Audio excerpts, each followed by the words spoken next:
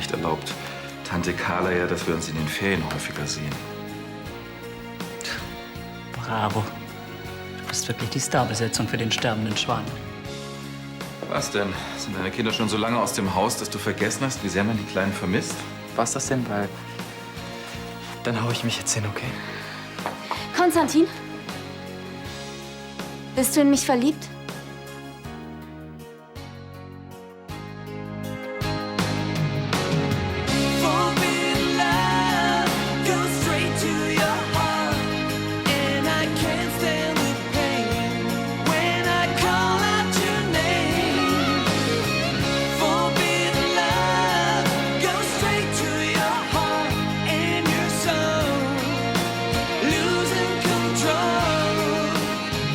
Frau von Lahnstein, Ihre Aussage bitte.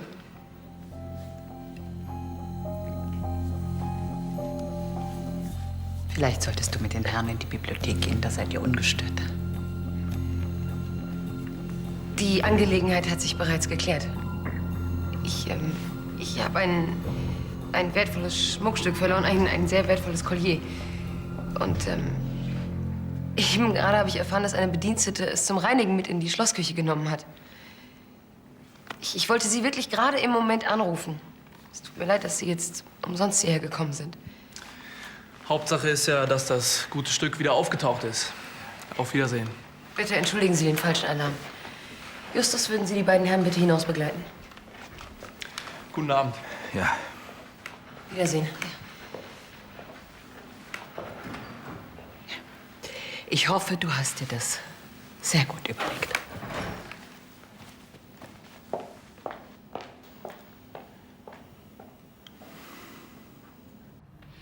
Ich wollte dich auch nicht nerven oder so. Mir ist unsere Freundschaft nur total wichtig. Und ich dachte, wenn es da irgendwie ein Problem gibt, dann müssen wir darüber reden. Und Stopp.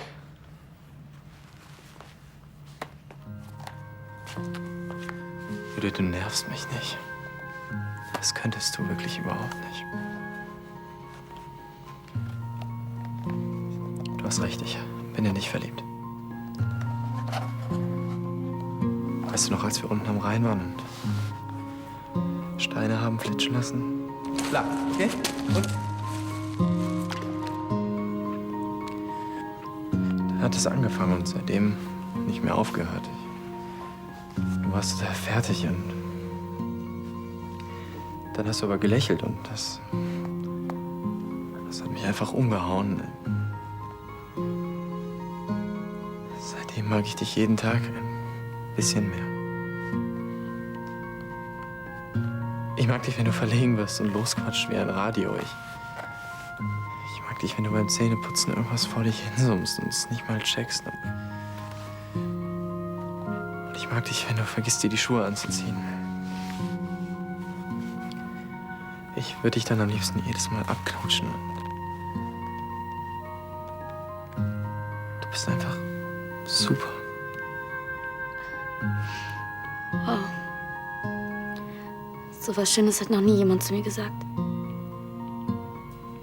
das hättest du alles viel früher haben können, aber ich habe halt gedacht, ich halte lieber den Mund, weil ich ja dein bester Freund bin.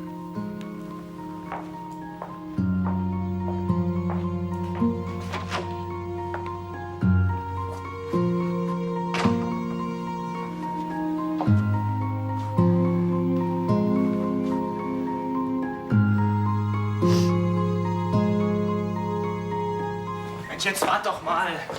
Jetzt wart doch mal. Kannst du mir mal erklären, was das alles soll? Ich hab Scheiße gebaut, aber das hat doch nichts mit dir zu tun. Was ist los? Bist du sauer, weil ich dir nicht gleich erzählt habe, oder was? Jetzt. Wir haben uns eine Ewigkeit nicht gesehen. Ich wollte nicht direkt mit der ganzen Sache rausplatzen. Ich hätte dir schon irgendwann erzählt, du bist doch mein bester Kumpel. Nochmal zum Mitschreiben. Ich habe keinen Bock auf so Scheißtypen wie dich. Was machst du mich hier eigentlich so an? Ich weiß, wie Lydia sich fühlt. Wenn die beiden Menschen nicht verraten, denen du am meisten vertraust. Sabine hat mich betrogen. Mit Stefan. Dein Bruder? Das Schwein ist nicht mehr mein Bruder. Und du warst die längste Zeit mein Freund.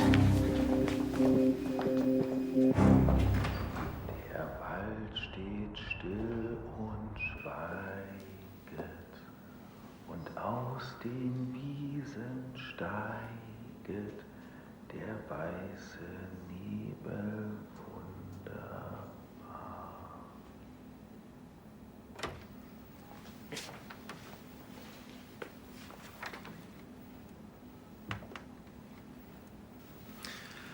Hannes war noch mal aufgewacht. Er hatte geträumt, dass er allein durchs Schloss läuft und seinen Papa sucht. Er wollte ohne Lied nicht wieder einschlafen. Tja, ich fürchte, das Ganze hin und her belastet ihn einfach. Ich will doch auch, dass Hannes wieder ganz zu dir zurück darf. Zu uns beiden. Ich habe einfach Angst. Deswegen habe ich die Polizei gerufen. Ich weiß, Nathalie, und ich bin dir auch dankbar, dass du trotzdem auf diese Vermisstenanzeige verzichtet hast. Annegret hat am Telefon so verzweifelt geklungen. Wer weiß, ob Tanja ihrer Mutter tatsächlich was antut oder diese brutale Sadistin, die sie entführt hat. Das könnte ich mir nie verzeihen. Vielleicht ist Annegret ja sogar schon... Nathalie, Annegret lebt. Tanja würde sich doch niemals einen Mord aufhalsen, noch dazu an der eigenen Mutter. Das bringt selbst Tanja nicht fertig. Wir werden Annegret finden und sie befreien. Und dann werden wir Tanja ein für alle Mal los.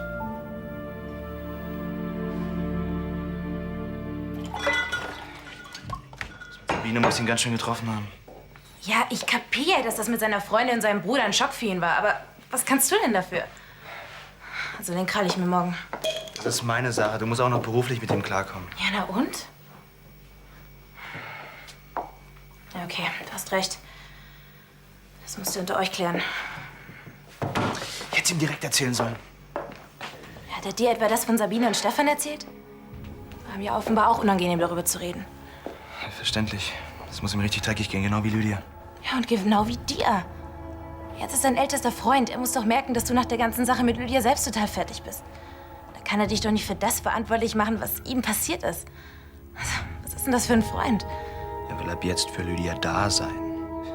Was? Wie hat er das denn gemeint? Ja, wie wohl? Glaubst du echt, er will sich an sie ranmachen?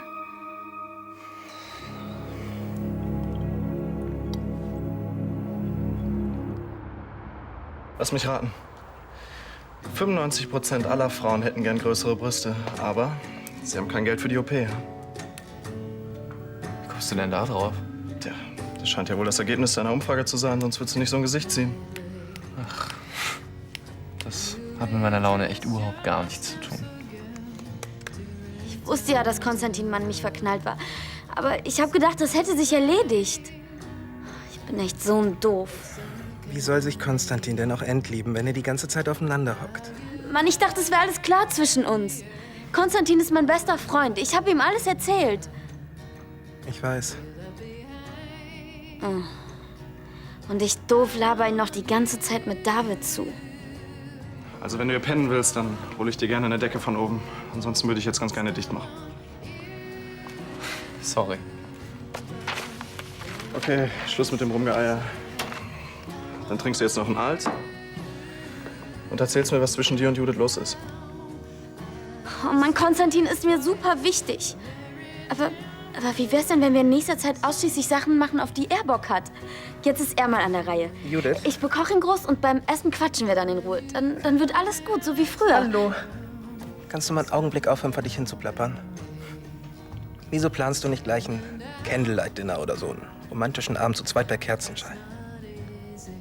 Du meinst keine gut gemeinten Aktionen? Die machen alles nur noch schlimmer. So ein Mist. Das ist einfach alles Mist. Also ich würde das eher mutig nennen. Wie meinst du das jetzt? Ja, was? Du hast Judith gesagt, dass du in sie verknallt bist. Das ist ja wohl mutig. Und immerhin ist es jetzt raus. Gute Nacht, Jungs. Nacht. Nacht. Ja, komischerweise, ich habe mich danach auch besser gefühlt. Ja, Beichte soll ja auch erleichtern, mein Sohn. Da ist auf jeden Fall was dran. Kein Verstellen mehr, keine falschen Hoffnungen mehr, dass Judith vielleicht doch auf mich steht. Ja. Und Judith weiß jetzt auch endlich, was Sache ist. Eigentlich alles richtig gemacht. Hallo, Lydia. Jens. Hast du auf mich gewartet? Ich wollte dir nur sagen, dass ich noch mal bei Sebastian war. Ich hab dir doch gesagt, du sollst dich da raushalten. Zwischen Sebastian und mir ist es vorbei. Keine Angst, für den Misskerl lege ich kein gutes Wort mehr ein. Ich habe ihm klar gemacht, dass ich nichts mehr mit ihm zu tun haben will. Meinetwegen? Ich finde es echt scheiße, wie er dich behandelt hat. Okay. Dann gute Nacht. Lydia? Unsere kleine Besichtigungstour heute Vormittag hat mir echt Spaß gemacht. Vielleicht können wir das noch mal wiederholen. Bis auf das Ende natürlich. Ich glaube nicht, dass das so eine gute Idee wäre. Klar, muss ja nicht heute Nacht entscheiden. Würde mich jedenfalls freuen. Gute Nacht. Nacht.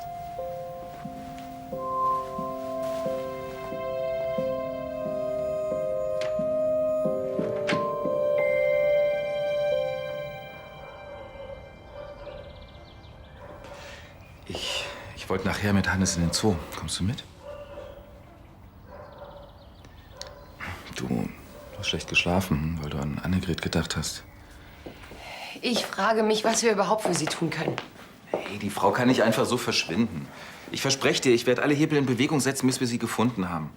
Und dann können wir endlich gegen Tanja vorgehen. Das wird aber nicht funktionieren. Wir wissen nicht mal genau, was Annegret überhaupt zu erzählen hat. Und außerdem ist uns Tanja immer einen Schritt voraus. Nathalie, wir dürfen jetzt nicht aufgeben. Herr Thun. Ja, großartig. Nein, das ist überhaupt kein Problem. Ich hatte Ihnen ja gesagt, Sie können mich jederzeit anrufen. Ja. Eine Postfiliale? Ja. Ne, habe ich notiert. Ja, vielen Dank. So. Ich glaube, der Zoo muss warten. Was hast du vor? Ich hatte doch gesagt, die Frau kann nicht so ohne weiteres verschwinden. Und dieser Privatdetektiv ist sich sicher, dass das Schließfach hier ist. Ja, sie hat einen Nachsenderantrag gestellt. Ihre gesamten Briefe gehen in diese Postfiliale hier, in dieser Gegend. Hoffentlich taucht sie überhaupt hier auf. Ja, wir brauchen jetzt einfach ein bisschen Geduld. Wenn wir zu spät sind? Wenn Annegret tot ist, dann ist die Müller garantiert schon abgehauen. Dann braucht ihr das Postfach auch nicht mehr. Dieses Postfach ist unsere einzige Chance, also...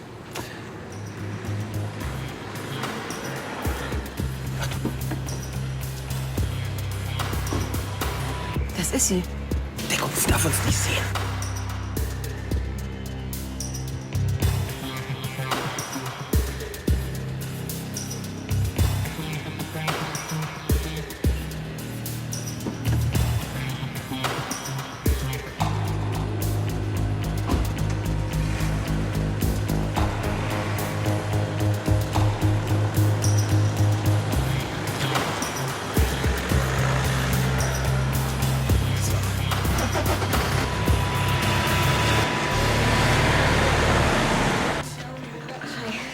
Machst du mir 2 Milchkaffee?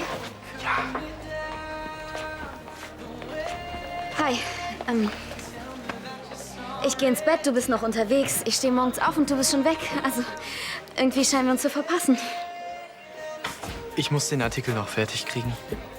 Darf ich mich trotzdem kurz setzen?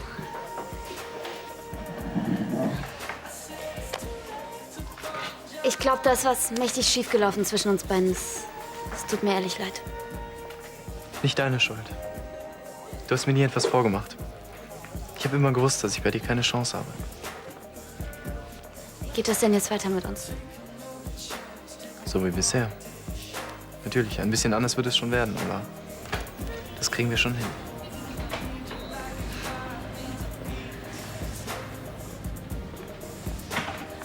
Nur bitte tu mir den Gefallen und verbieg dich nicht.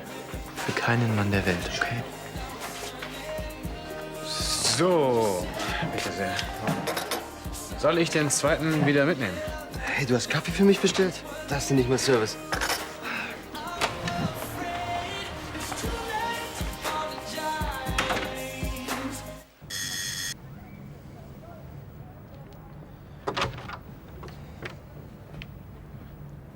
Hi. Darf ich reinkommen?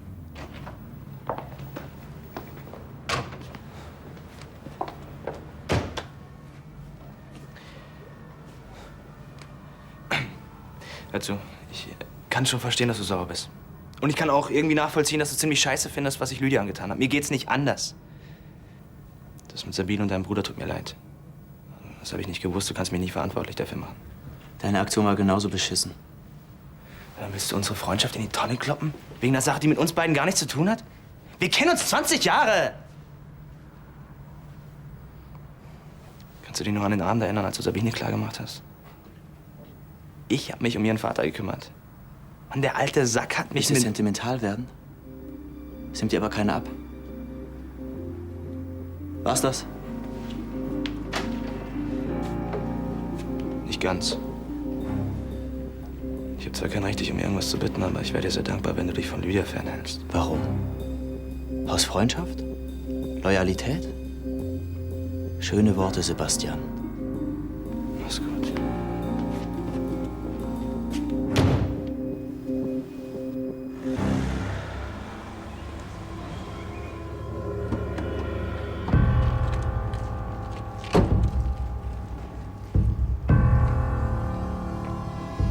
Meinst du, sie hält Annegret gefangen? Mit Sicherheit. Und jetzt? Die Polizei verständigen? Auf gar keinen Fall. Die glauben uns doch ohne Beweise ohnehin nichts. Meine vermasseln sie noch alles. Es hilft nichts. Wir müssen Annegret da rausholen. Pass auf.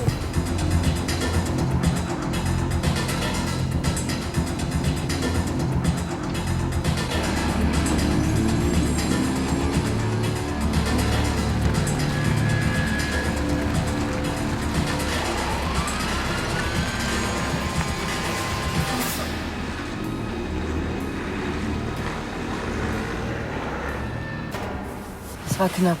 Ja, aber dafür ist sie jetzt weg. Was Besseres kann uns eigentlich gar nicht passieren. Nein, warte. Du bleibst besser hier. Ich versuche da alleine reinzukommen. Und wenn irgendwas ist, dann warn mich per Handy, okay? Bitte.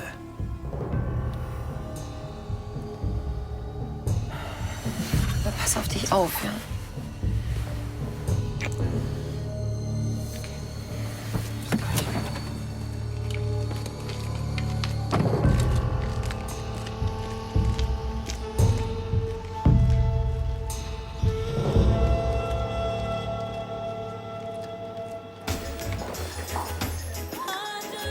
Dir ist schon klar, dass sich die Tasse nicht füllt, nur weil du ein bisschen drin rumrührst?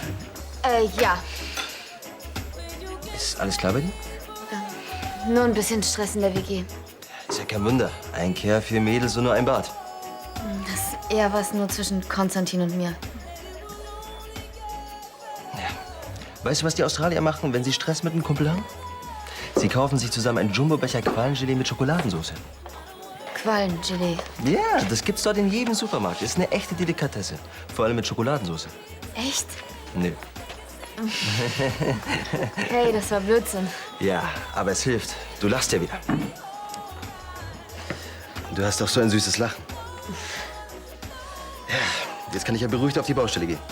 Ja, danke fürs Zuhören und so. Und wenn du mal wieder traurig bist, dann kauf ich dir tatsächlich mal so ein Qualengelee mit Schokoladensauce und das vernichten wir dann gemeinsam.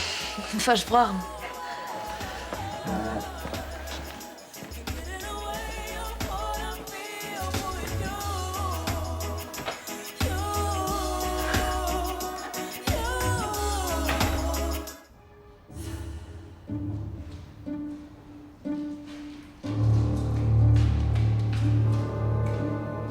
Hallo?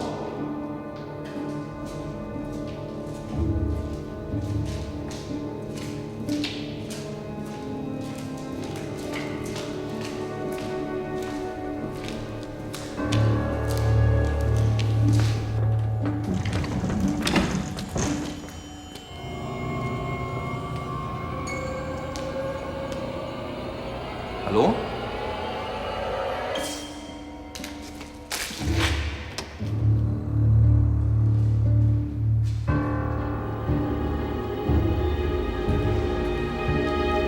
Annegret? Annegret!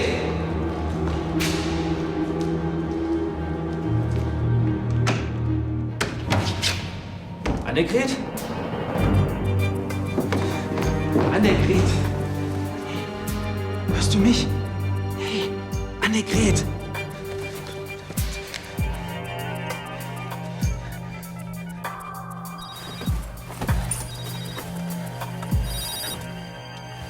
Ansgar? Natalie, ich habe sie gefunden. Sie lebt, aber sie ist ohnmächtig. Rufe einen Krankenwagen. Annegret. Komm schon.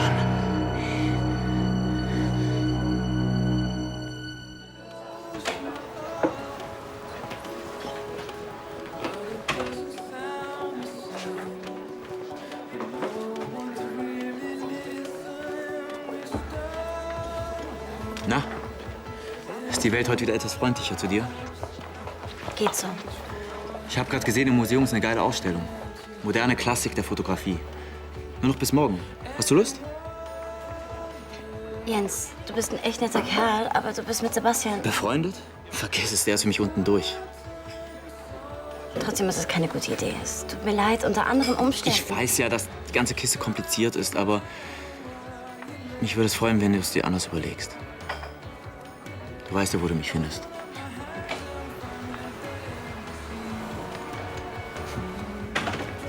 Hallo, Rebecca. Hallo. Oh, hi. Aufgeregt? Was glaubst du denn? Auf der Modemesse in Mailand treffen sich Top-Leute der ganzen Branche. Ach so.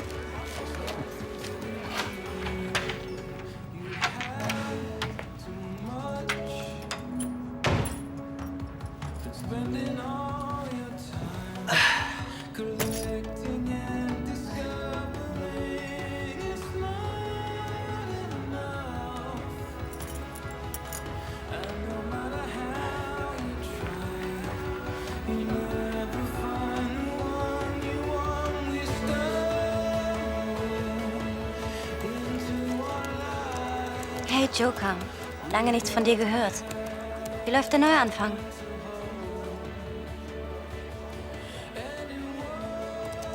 Ist mal wieder überhaupt nicht mein Tag. Gestern war sogar noch viel schlimmer.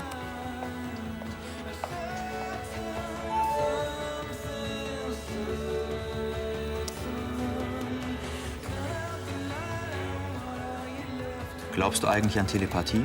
Ich wollte dir gerade mailen. Tut gut, deine Worte zu lesen, auch wenn sie etwas traurig sind.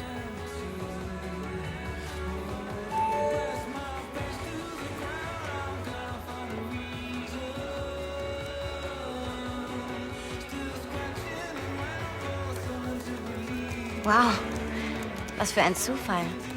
Oder vielleicht doch Telepathie? Trau mich jedenfalls, dass du da bist. Irgendwo da draußen. Im Netz. Jetzt kommen Sie, wir haben es gleich geschafft. Der Krankenwagen muss jeden Moment hier sein. Lassen Sie sie los. Frau Müller. Die gute Dame hier braucht dringend meine Hilfe. Und jetzt machen Sie Platz, das Spiel ist aus. Ja, für Sie.